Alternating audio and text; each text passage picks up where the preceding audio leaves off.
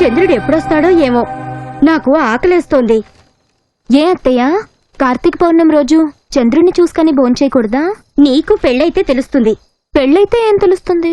పెళ్లైన వాళ్లు కార్తీక పౌర్ణమి రోజున తలారా స్నానం చేసి ఉపవాసం ఉండి రాత్రి చంద్రుణ్ణి చూసి దీపం చూపించి దండం పెట్టుకుని భర్త ఆశీర్వాదం తీసుకుంటే దీర్ఘసుమంగళిగా కలకాలం ఆరోగ్యంతో సిరి సంపదలతో ఉంటారట. మరి పెళ్లి కాని వాళ్ళు?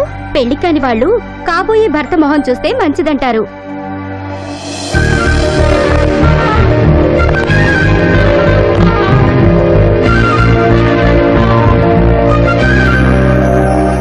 అమ్మయ్యా, చంద్రుడు వచ్చేశాడు.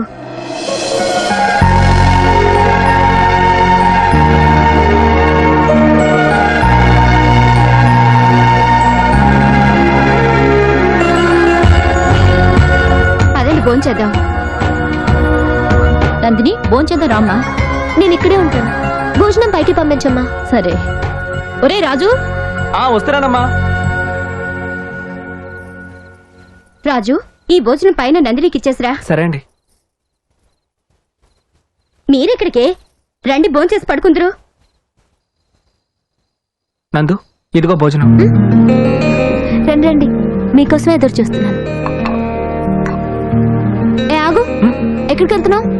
కూర్చో. చూసావా చందమామ ఎంత బాగుందో? రాజు రాజు, చెయ్యి నొప్పిగా ఉంది, కొంచెం తినిపించువా? నేనా? తినిపించువా? అమ్మకని పిలవమంటావు? వద్దు, కిందందరూ భోజనాలు చేస్తున్నారు, నువ్వే తినిపించువా? సరే.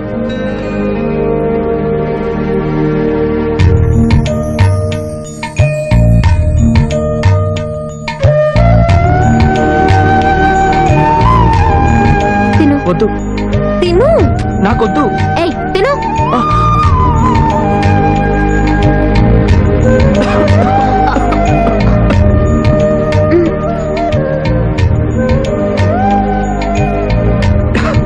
నేను వెళ్తున్నాను. ఏంటి పెళ్ళైన వాళ్ళ అలా కంగారు పడతావు? కొంపతీసి ఇంటి దగ్గర ఏదైనా? చిచి, నోర్మై. మరెందుకు తొందర? నాకు నిద్ర రావట్లేదు, కాసేపు కబుర్లు చెప్పవా?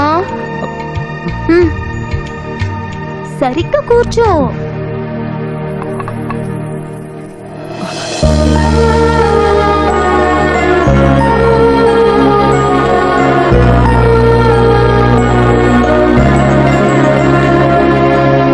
ఈ రాత్రి గడవకపోతే బాగుండును.